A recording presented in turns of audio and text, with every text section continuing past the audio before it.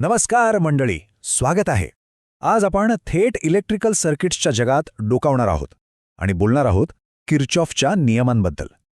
हे दोन नियम इतके महत्त्वाचे आहेत की कोणत्याही गुंतागुंतीच्या सर्किटचं कोड सोडवण्यासाठी हेच कामी येतात. चला तर मग सुरुवात करूया.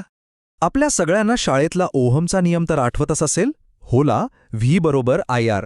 अगदी सोपं, सरळ. पण विचार करा, जेव्हा एखादा सर्किट साधं सरळ नसतं, त्यात अनेक फाटे फुटतात, अनेक वाटा असतात, तेव्हा आपला हा ओहमचा नियम थोडा कमी पडतो. मग अशा वेळेस काय करायचं? अशा गुंतागुंतीच्या जाळ्याला सोडवायचं तरी कसं? बरं, इथेच एंट्री होते एका खऱ्या सुपरहिरोची. आणि तो सुपरहिरो म्हणजे दुसरं तिसरं काही नसून किर्चॉफचे दोन साधे पण जबरदस्त शक्तिशाली नियम आहेत. हे नियम अक्षरशः कोणत्याही इलेक्ट्रिकल सर्किटचं कोड सोडवण्याची ताकद ठेवतात, मग ते कितीही अवघड का असेना. हे बघा, हे आहेत ते दोन नियम.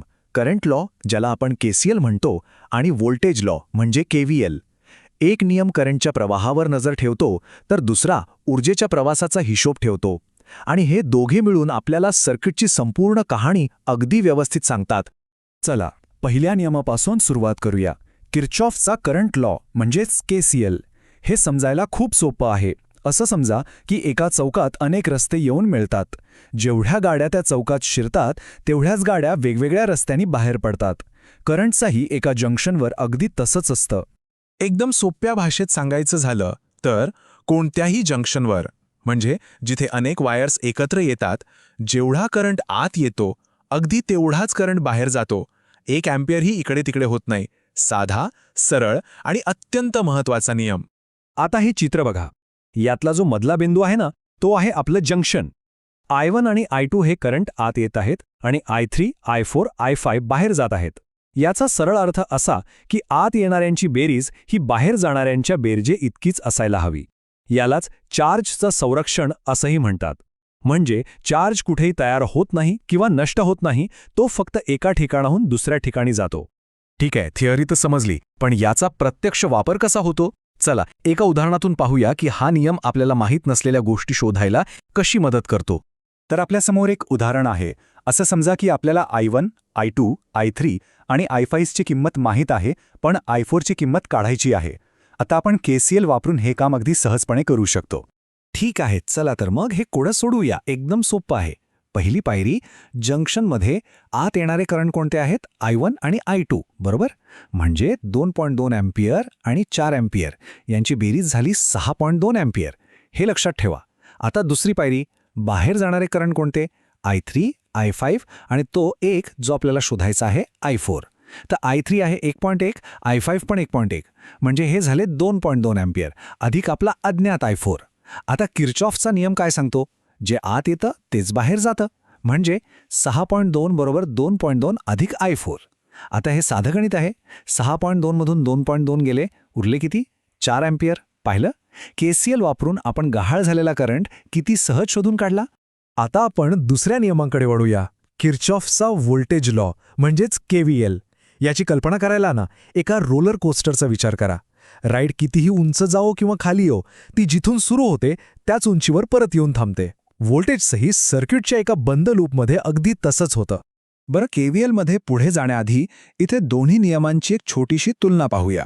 KCL हा जंक्शनवरच्या करंटबद्दल आहे, तर KVL हा एका बंद लूपमधल्या व्होल्टेज किंवा ऊर्जेबद्दल आहे. एक चार्जचं संरक्षण करतो तर दुसरा ऊर्जेचं.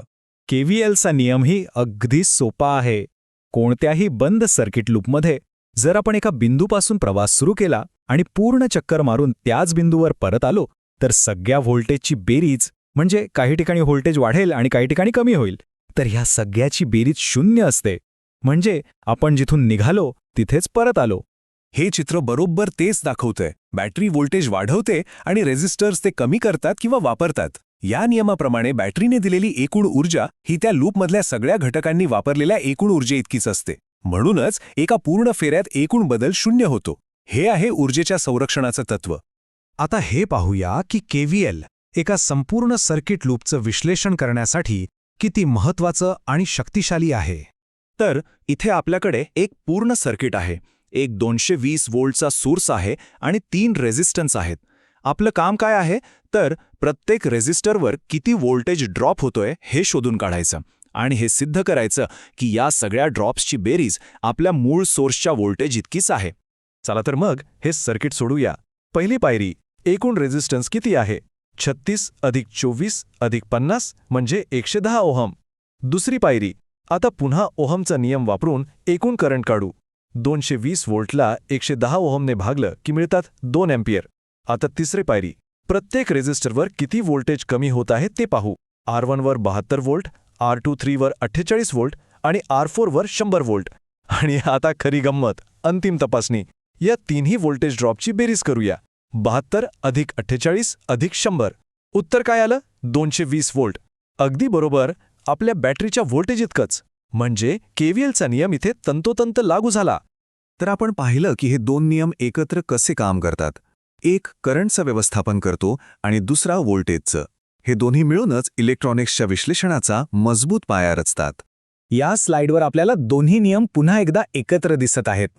KCL जो एका बिंदूवरच्या चार्जच्या प्रवाहावर लक्ष ठेवतो आणि KVL जो एका बंद मार्गावरच्या ऊर्जेचा प्रवासाचा हिशोब ठेवतो. हे दोन्ही नियम म्हणजे खरं तर सर्किट विश्लेषणाचे दोन अविभाज्य सहकारी आहेत. आणि सगळ्यात आश्चर्याची गोष्ट म्हणजे 19व्या शतकात तयार झालेले हे नियम आजही तितकेच प्रभावी आहेत. आपण जो मोबाईल फोन वापरतो त्यापासून ते आपल्या शहराला वीज पुरवणाऱ्या मोठ्या पॉवर ग्रिडपर्यंत प्रत्येक ठिकाणी किर्चॉफचे हे दोन नियम पडद्याआड राहून आपलं काम चोख बजावत आहेत आणि आपल्या या आधुनिक जगाला ऊर्जा देत आहेत.